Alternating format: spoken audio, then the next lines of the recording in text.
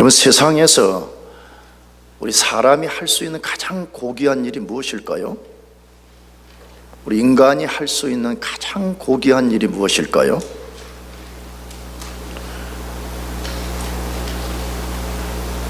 그것은 사람이 예수님을 구주로 믿고 구원받는 것입니다. 사람이 할 수 있는 가장 고귀한 일이 뭐냐? 예수 믿고 구원받는 것입니다. 왜 그 일이 가장 고귀한 일일까요? 왜 그 일이 불치병에 걸린 사람이 치유받는 것보다 더 고귀하냐 하는 것이에요. 왜 그 일이 이 사회적 악, 사회적 구조적 악을 해결하는 것보다 더 중요하는 것이에요. 왜 그것이 한 나라가 위기에 빠졌다가 위기로부터 구출되는 그런 일보다 더 귀한 일이냐 하는 것입니다. 무엇 때문이죠? 영혼의 고귀함 때문에 그렇습니다. 한 영혼의 중요성, 한 영혼이 너무 고귀하기 때문에 그렇습니다. 그것을 예수님이 마태복음 16장 26절에도 소개했습니다. 사람이 만일 온 천하를 얻고도 제 목숨을 잃으면 무엇이 유익하리요? 사람이 무엇을 주고 제 목숨을 바꾸겠느냐? 이렇게 되어 있습니다. 여기 목숨이라는 원래 말은 영혼이라고 바꾸어도 되는 단어입니다. 다시 읽어볼까요? 사람이 만일 온 천하를 얻고도 제 영혼을 잃으면 무엇이 유익하리요? 사람이 무엇을 주고 제 영혼을 바꾸겠느냐? 그렇게 말했습니다. 성경에는 한 영혼이 천하보다 귀하다고 하는 문자적 말은 없습니다. 우리가 주로 교회를 다니다가 보면 한 영혼이 천하보다 귀하다 이 말을 많이 씁니다.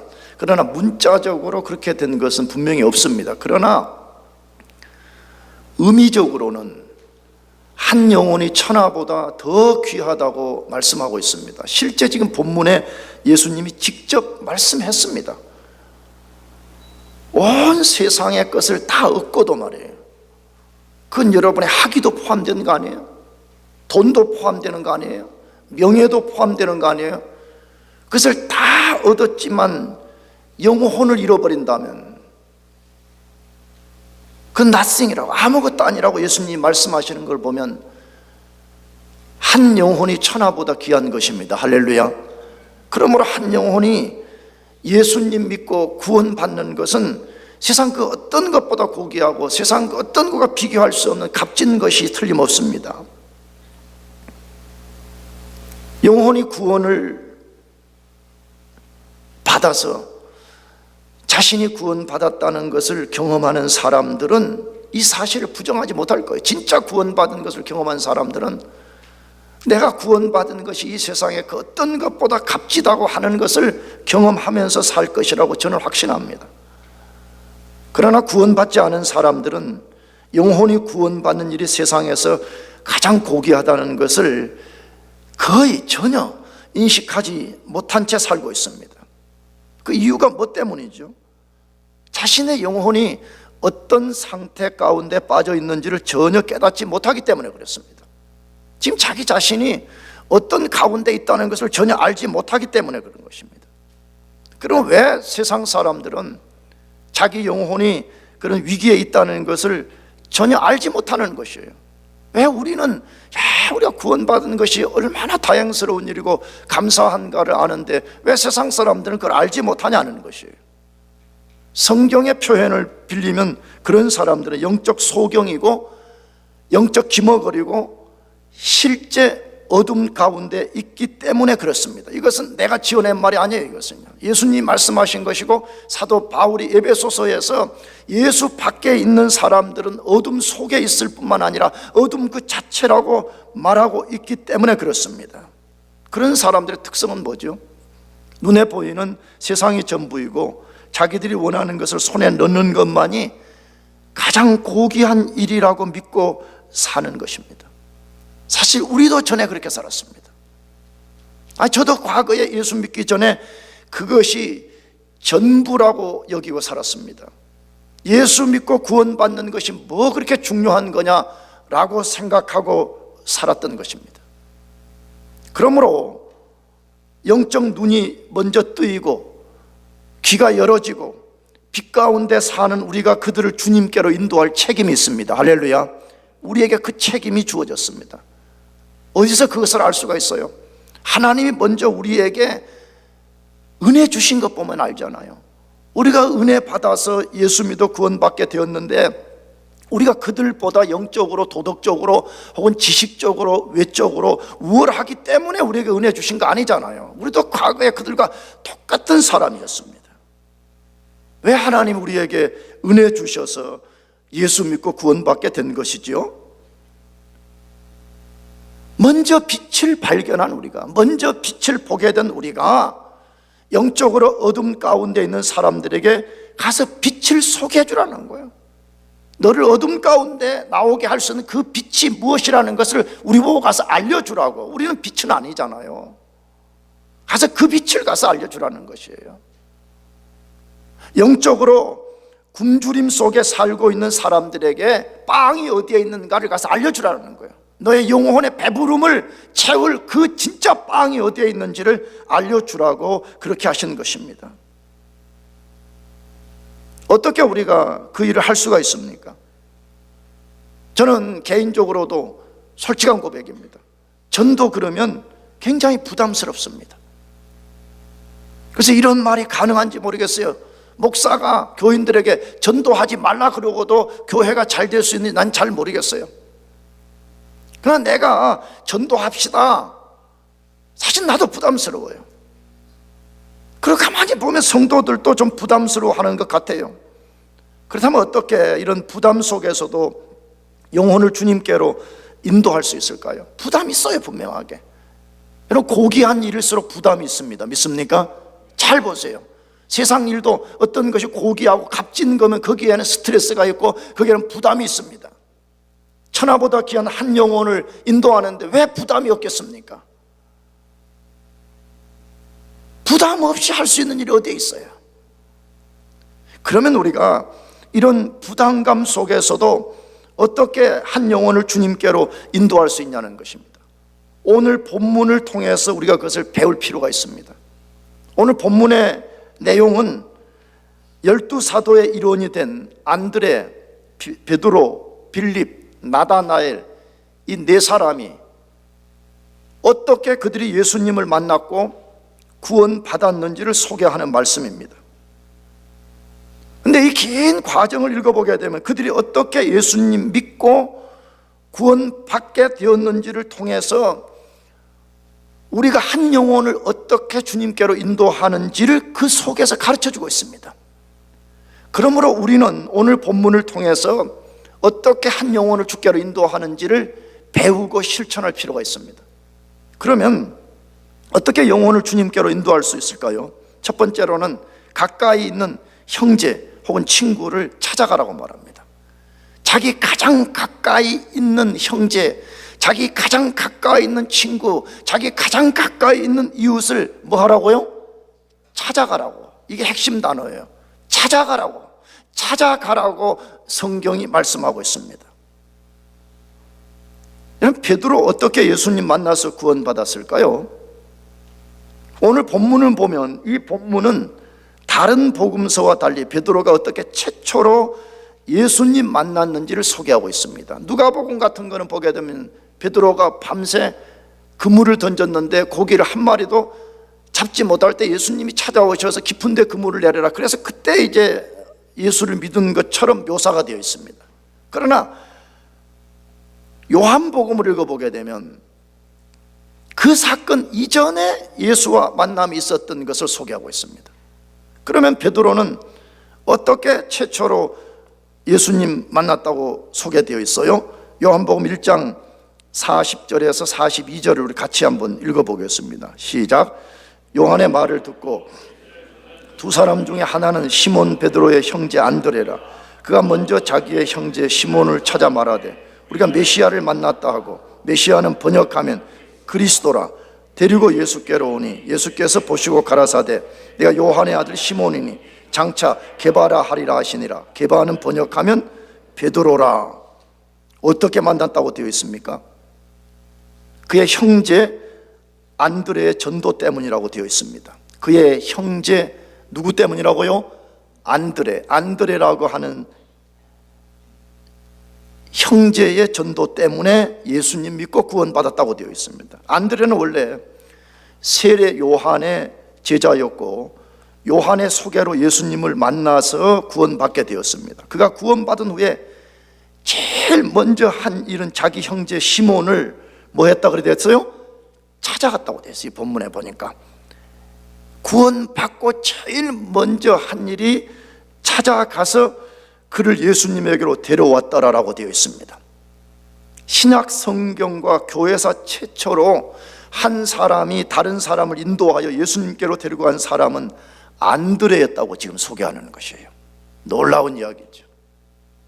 신약 성경이 쓰여진 역사 최초로 한 사람이 다른 사람을 전도한 최초의 사람이 누구였다고요? 안드레라 그렇게 되어 있어요. 그가 자기의 가장 가까운 가족이며 형제인 시몬을 의도적으로 찾아가서 그를 예수님에게로 데려갔습니다. 한번 상상해 봅시다. 만일에 그가 그렇게 하지 않았다면 시몬, 베드로죠. 베드로는 우리가 아는 베드로가 될 수 없었을지도 모릅니다. 위대한 하나님의 사람, 위대한 하나님의 사도가 될 수 없었을 수도 있었을 것입니다. 그가 위대한 하나님의 사람이 될 수 있었던 배후에는 그의 형제 안드레가 베드로를 주님께 인도했기 때문이라고 소개되어 있습니다. 여러분, 우리도 찾아갑시다. 할렐루야. 찾아 나섭시다.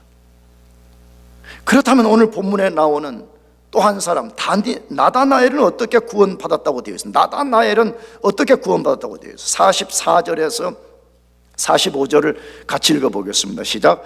빌립은 안드레와 베드로와 한 동네 베세다 사람이라. 빌립이 나다나엘을 찾아 이르되 모세가 율법에 기록하였고 여러 선지자가 기록한 그 일을 우리가 만났으니 요셉의 아들 나사렛 예수니라.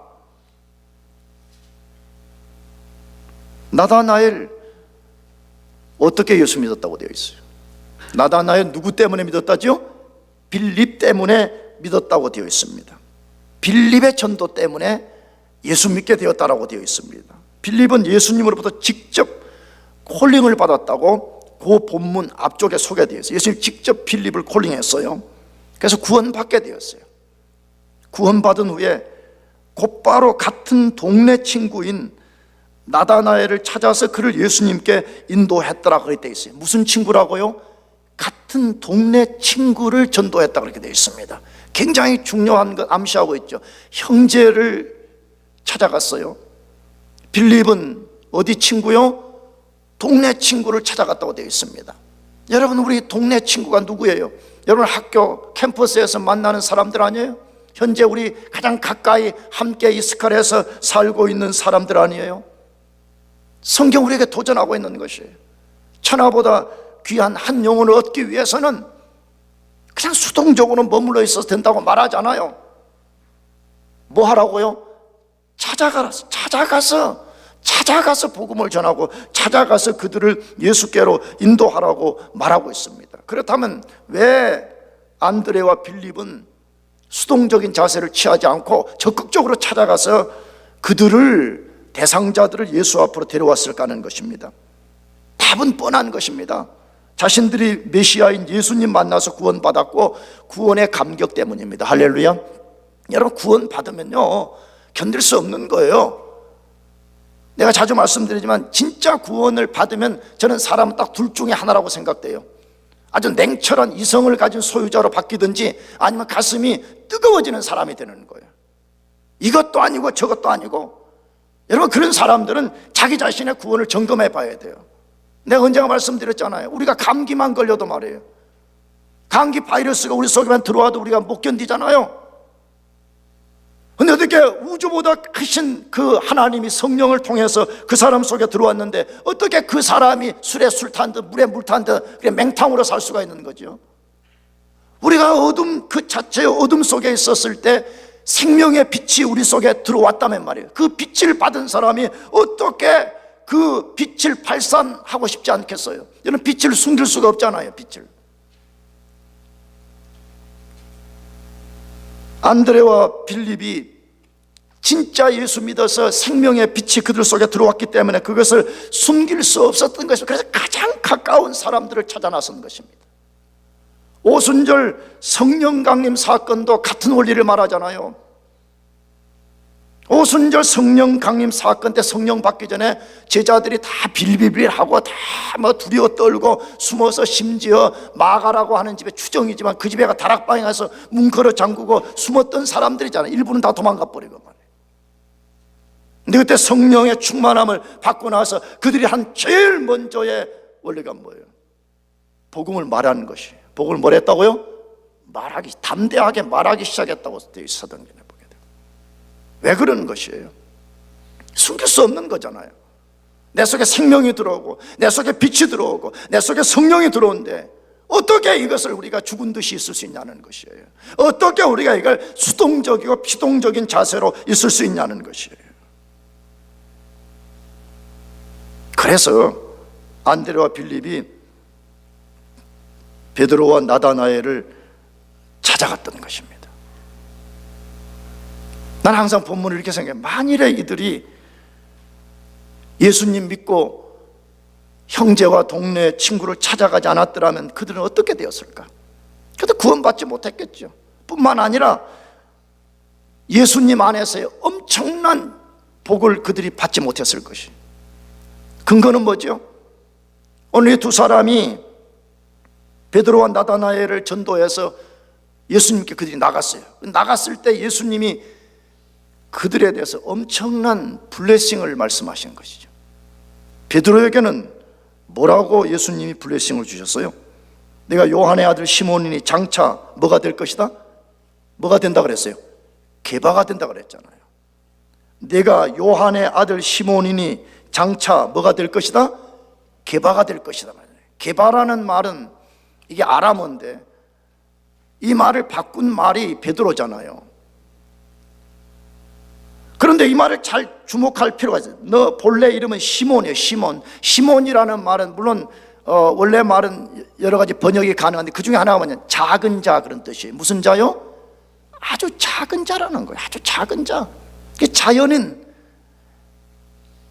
엄마 뱃속에서 태어날 때 가지고 있는 그 유한한 존재 그 자체라는 거예요. 근데 예수님 만났을 때 예수님이 너는 이제 장차 게바, 무슨 뜻이죠? 반석이 될 것이라는 거예요. 여러분, 작은 돌멩이와 큰 바위 덩어리 같은 이걸 한번 비교해 보시기 바라요. 얼마나 지금 두 개를 대조하고 있어요. 작은 돌멩이 같은, 조그만 일도 흔들리고 조그만 일도 무너지고 조그만 일도 어두워지고 말이에요. 근데 예수님이 뭐라고 말씀해요? 장차 너가 반석이 될 것이라는 것이 말씀 그대로 되었잖아요. 베드로는 자기의 유한함과 자기 자연인의 그걸 초월해서 예수를 위해 십자가에 죽는 순교자가 되었을 뿐만 아니라 기독교 2000년 역사의 베이스를 놓는 거대한 반석이 되었잖아요. 나다나엘은 어떤 블레싱을 받았어요? 그가 예수님 앞에 가서 예수님 뭐라고 말씀했다 그랬죠? 참 이스라엘 사람이라 그 속에 간사가 없도다 그랬어요. 넌 진짜 누구 사람이라고요? 넌 진짜 이스라엘 백성이라, 넌 진짜 이스라엘 사람이다 라고 말했다는 거예요. 언제가 말씀드렸듯이 성경에 보게 되면 하나님이 붙여준 닉네임이 있는데 여러분, 이런 닉네임을 갖는 것은 대단한 축복이 아니에요? 너는 참 이스라엘 사람이다, 너 속에 간사가 없도다 라고 선언했다는 것이에요. 우리가 전도해야 될 이유가 여기에 있지 않습니까? 우리가 볼 때 시몬 같은 인생, 우리가 볼 때 무화과 나무 아래에서 졸고 있는 인생, 그런 인생을 예수께 접붙여 주실 때 예수 때문에 인생이 바뀐다는 게 할렐루야. 그래서 우리가 전도할 이유가 여기에 있는 것이에요. 그러므로 우리가 형제와 친척들에 대해서 혹은 친구들이 갖고 있는 선입견을 제발 내려놓고 우리도 그들을 찾아 나섭시다. 이놈은 이래서 안 되고 저놈은 저래서 안 된다, 자꾸 그런 태도 갖지 말고 한 영혼이 천하보다 귀하다는 것을 믿고 우리가 찾아 나섭시다. 할렐루야.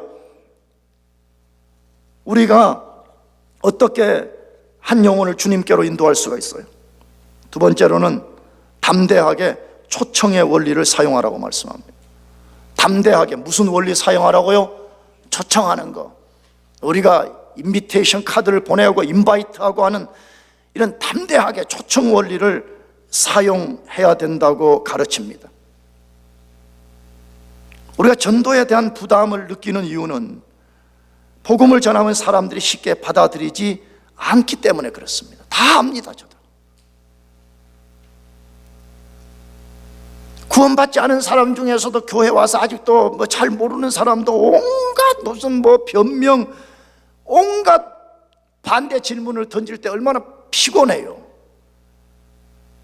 근데 교회도 안 나오는 사람들은 복음을 전하면 우리가 상상할 수 없는 변명, 상상할 수 없는 비판, 상상할 수 없는 반대 질문을 쏟아내기 시작하나요? 와, 그럼 막 우리가 나타내기 쉬운 반응이 뭐죠? 은근히 속에서 성질이 나잖아요. 그리고 전도를 받는 사람이 우리를 막 이론적으로 이겨먹을 것 같으면 속에 막 성질이 나. 그래서 이겨먹고 싶어. 그래서 그 영혼을 구원하는 데 목적이 있는 것이 아니라 내가 너보다 지식이 더 많다고 하는 것 가지고 그 사람을 이겨먹으려고 할 때가 너무나 많잖아요. 그래, 그래도 안 받아들이면 속으로 그래, 지옥이나 가거라.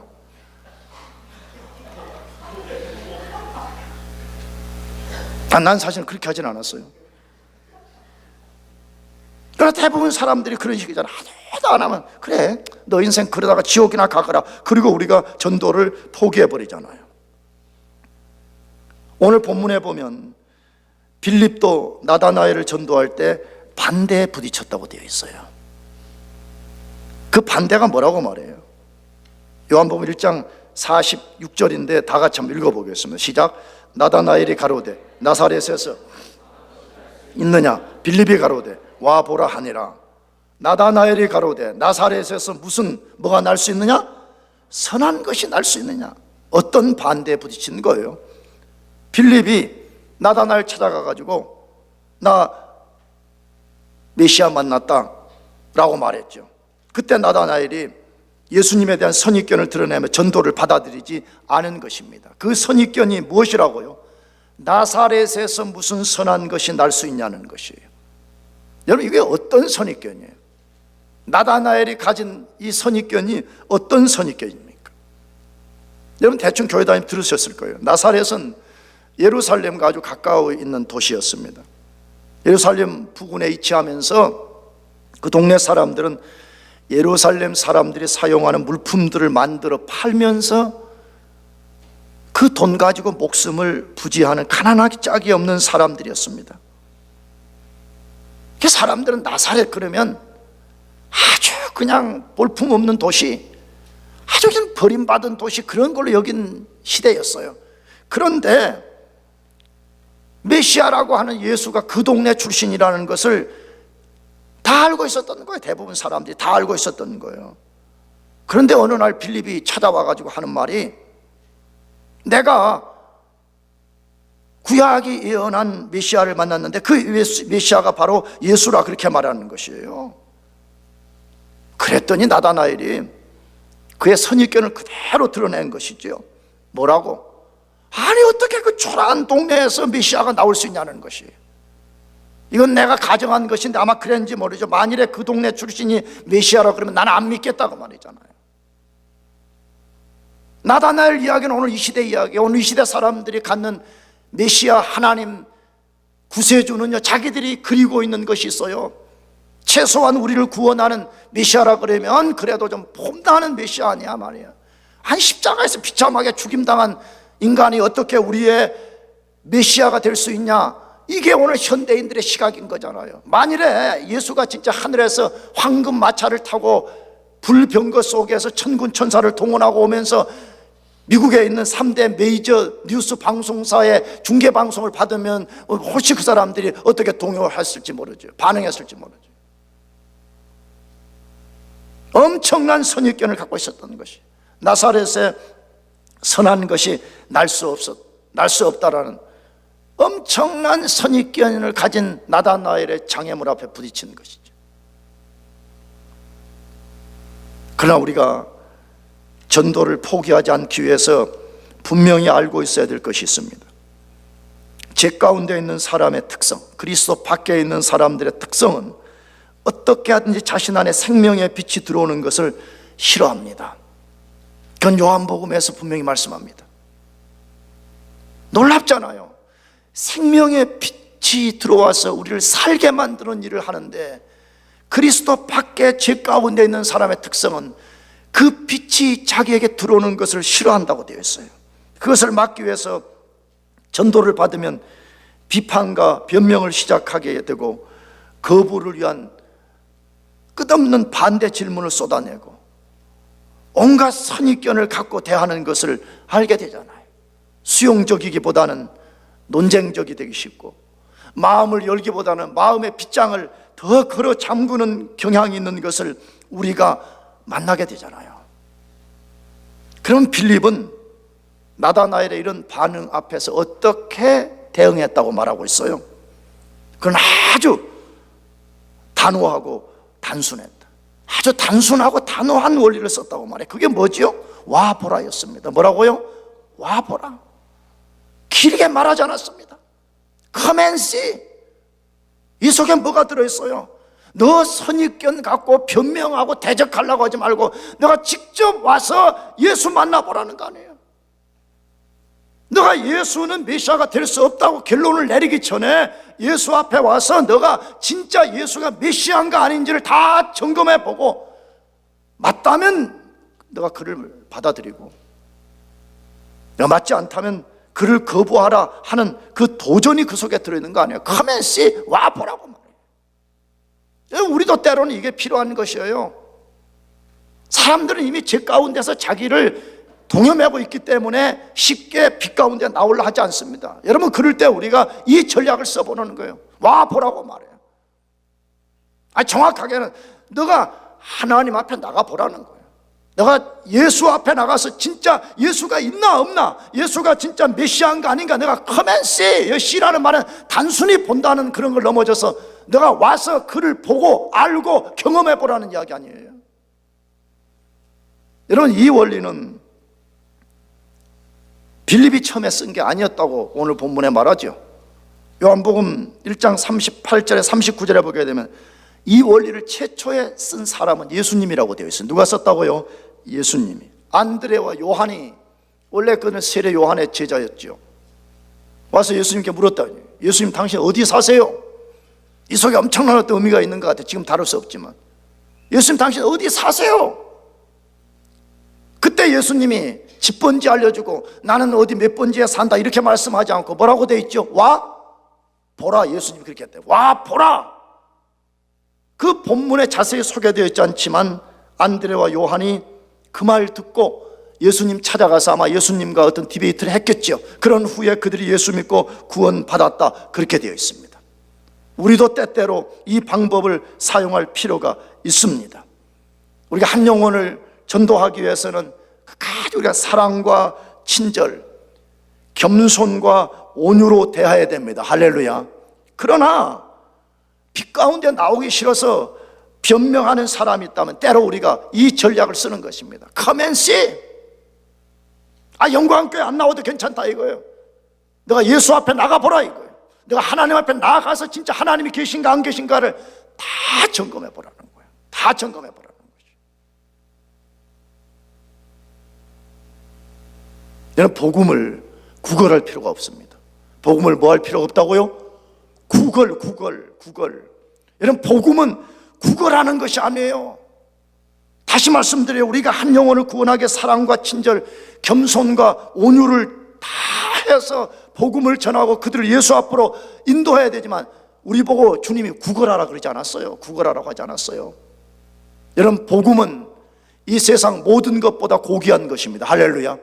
그러므로 우리가 때로는 담대하게 초청하는 것이 필요해. Come and see. 그래도 받아들이지 않는다면 당당하게 말할 필요가 있어요. 당신 그렇게 살면 당신의 운명은 지옥 가게 된다는 거 말이에요. 난 여러분에게 도전합니다. 복음을 구걸하지 말고 당당히 선포하고 여러분 그들을 주 앞으로 초청하기를 바랍니다. 마지막 우리가 어떻게 한 영혼을 그리스도께로 인도할 수가 있어요? 자신이 경험한 구세주를 증거해 줘야 됩니다. 누가 만난 구세주라고요? 자기 자신이 만난, 자기 자신이 경험한 구세주를 증거해 줘야 됩니다. 복음을 전하는 전도의 방법은 여러 가지가 있는 것을 우리가 알고 있습니다. 그 중에 가장 탁월한 방법은 복음 자체를 충분하게 전해주는 것입니다. 복음 자체를 어떻게 해요? 충분하게 들려주는 거예요. 여러분, 눈이 감긴 영적 소경이, 귀가 닫힌 영적 귀머거리가 예수 믿으면 구원받는다, 여러분, 그런 한마디로 쉽게 구원받아지는 거 아닌 것 같아요. 물론 그런 경우도 있다. 예수 천당 이런 식으로. 성경은 우리 보고 복음 자체를 충분하게 설명해 주라고 그래요. 그래서 나는 지금까지 여기서 목회하면서 강단 초청 안 합니다. 시간 복음 전하고 나서 예수 믿을 사람 지금 이 앞으로 나오세요. 난 그렇게 안 합니다. 안 하는 이유 중에 하나가 뭐냐 그러면 일단 이 사람에게 복음을 충분하게 들려주는 것이에요. 들려주고 이 사람이 충분하게, 어느 정도 충분하게 듣고 나서 이 사람이 결정, 선택하게 하려는 그런 의도 때문에 그런 것입니다. 성경도 그렇게 말해. 복음 자체를 충분하게 들려주라. 복음이 뭔지를 풀 가스펠을 전해주라 그렇게 말해요. 그 근거 중에 하나가 고린도전서 1장 21절 말씀인데, 거기 보면 전도의 미련한 방법이라 그렇게 되어 있어요. 전도의 무슨 방법이라고요? 미련한 방법. 세상 사람들이 왜 복음 잘 안 받아들이냐 그러면 전도의 방법이 되게 미련한 방법이라는 거예요. 가서 예수를 믿으시오. 보이지도 않는 예수. 하나님을 믿으세요. 보이지도 않는 하나님. 이게 되게 미련해 보인다는 거예요. 근데 하나님은 이 방법을 썼다는 거예요. 세상 사람들이 볼 때 미련하게 보이는 이 방법으로서 너가 가서 전도하라 그렇게 말했다는 거예요. 근데 이 전도라는 우리 단어는 이게 좀 번역이 조금 완벽하지 않다고 제가 언젠가 성경 공부 때 말씀드렸어요. 이 말의 원래 헬라어는 케리그마라 그렇게 돼 있어요. 이 케리그마라는 말이 뭐냐 그러면 복음의 핵심을 지칭하는 단어, 예수의 십자가의 죽음과 부활을 말하는 방법인 거예요. 예수가 십자가에 죽었고 십자가에 죽은 예수가 우리의 구원자라. 세상 사람들이 볼 때는 말도 안 되는 거예요. 무슨 적들을 완전히 물리치고 백마를 타고 개선장군이라 그러면 혹시 모르겠어요. 그분이 우리 메시아다 그러면 그래? 전쟁에 능한 분이 메시아이구나 받아들일 수 있는. 십자가에 죽어버려 비참하게. 세상 사람들이 볼 때 그건 되게 미련한 방법이라는 거예요. 그러나 하나님이 그것이 복음이라는 거예요. 할렐루야. 그게 굿뉴스라는 거예요. 그게 유앙겔론이라는 거예요. 그 인류의 유일한 희망이요 소망이라는 거예요. 그래서 복음 전체를 증거하라는 거예요. 여러분, 이것이 교회의 사명입니다. 할렐루야. 여러분, 이 교회가 왜 존재하는 거예요? 그게 건물 짓는 것? 동기가 잘못된 가운데 사람을 많이 불러 모으는 것? 그거 아니잖아요. 교회의 제일 된 사명은 복음을 가서 사람들에게 충분하게 전하는, 충분하게 가서 복음을 가서 그들에게 알려주라는 것이에요. 그러나 우리는 여러 가지 이유 때문에 이것을 완벽하게 해내지 못하는 경향이 있습니다. 저도 그렇습니다. 목사로 부름을 받았으면서도 풀 가스펠을 전하는 게 너무 잘 못해. 나 이번에 어디 봄방학 때 여행 갔다가 올라오면서 어느 도시에서 어느 교회 목사님이 설교한 그 2개를 CD를 내가 마켓에서 취해가지고 오면서 들었는데 워낙 그 큰 도시에 큰 교회를 목회하는 분들이다 그래서 이분들은 도대체 어떻게 설교할까? 그래서 나도 되게 기다려가지고 오면서 들었는데 망연자실이었어요.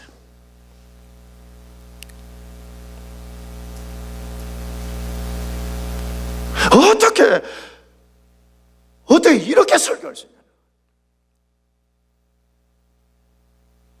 그건 TV에 아침마당에 나와가지고 그냥 예수 안 믿는 사람이 와서 하는 그런 이야기를 하고 있더라고. 두 사람 똑같이. 그냥 너무 마음이 아팠는데 내가 우리 집사람한테 그랬어. 뭐라고?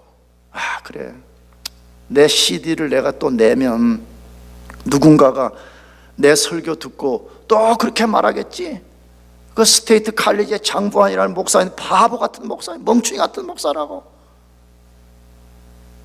가스펠을 전하도록 부름을 받아놓고 가서 딴소리하고 있더라, 그렇게 비판할 것이다. 나 우리 집사람은 그렇게 말했어요. 이게 답답한 거예요. 캐리그마를 선포하라고 목사로 부름을 받았는데 이걸 똑바로 못한다고. 이게 가슴이 아픈 거예요. 이게 우리 영광교회가 존재하는데 이걸 똑바로 못하는 것 때문에 절망감을 느끼는 거예요. 여러분과 저가 왜 존재해요? 이 캐리그마를 선포하라고 주님이 우리를 부르신 거잖아요. 근데 우리가 이런저런 이유 때문에 이것을 잘해내지 못하는 경향이 있습니다. 그러면 우리가 다 포기하고 그만둬야 되자는 거, 그렇지 않다고 성경이 말해요. 그럴 때 우리가 사용할 수 있는 방법이 안드레와 빌립이 사용한 방법이라고 말해. 그걸 사용하라고 말해. 그러면 안드레와 빌립이 사용한 방법이 무엇이어요?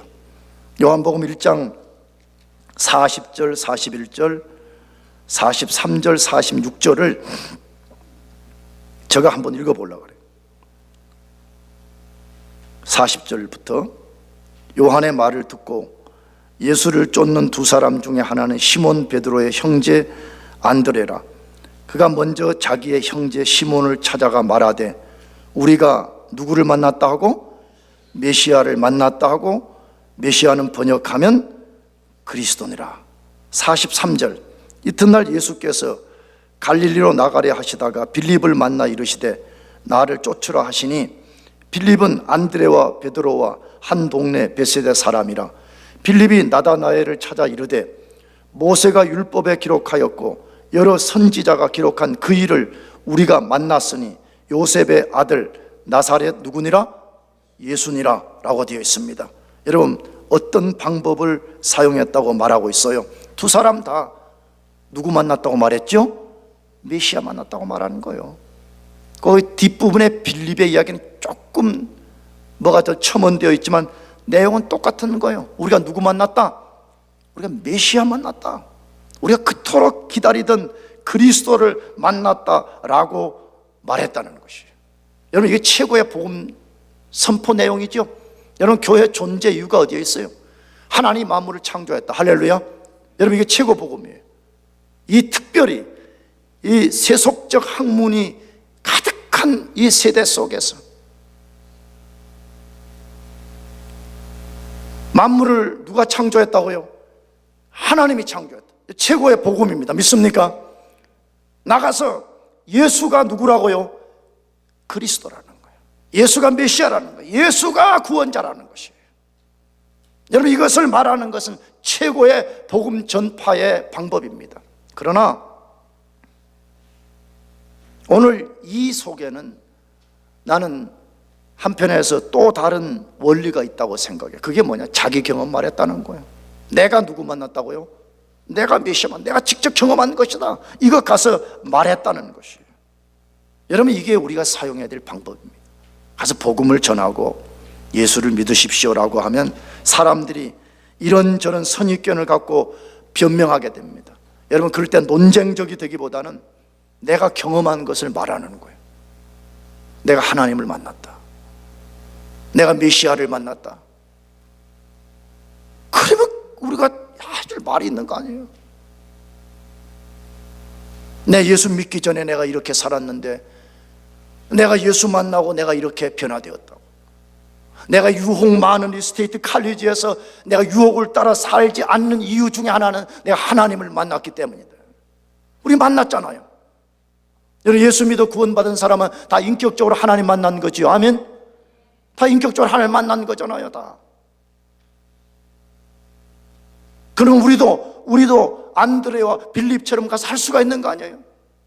내가 예수 만났노라. 내가 하나님 만났노라. 내가 메시아인 예수 만났노라. 내가 그분을 만나서 내 인생이 이렇게 바뀌어졌노란 말이에요. 내가 이렇게 힘들고 어렵고 내가 절망 중에서도 낙심하지 않고 내가 끝까지 소망의 끈을 놓지 않는 것은 예수가 나의 구세주이시고 하나님이 나의 소망이기 때문이라고 우리가 해서 말해줄 수 있는 거 아니에요. 여러분, 이게 증인이잖아요. 이게 위트네스 하는 거 아니야? 세상 법정에서도 증인은 어떤 사람이에요? 증인은 남의 소문 들은 사람은 증인이 될 수가 없습니다. 증인이 되려면 자기가 보든지 경험한 것을 말하는 사람이 증인이잖아요. 예수 믿은 사람은 모두가 다 예수의 증인입니다. 할렐루야. 그런 거잖아요. 우리가 예수를 만난 거잖아요. 그 예수가 우리 안에 성령을 통해서 와 계신 거잖아요. 그러므로 우리가 풀 가스펠을 전하는 것이 때로 좀 어렵고 그것이 완벽하지 않다면 내가 만난 예수를 가서 전해주는 거예요. 그게 간증이잖아요. 사랑하는 교회 여러분, 하나님이 우리 구원해 주신 것, 우리 완벽해서 구원해 주신 것 절대로 아닙니다.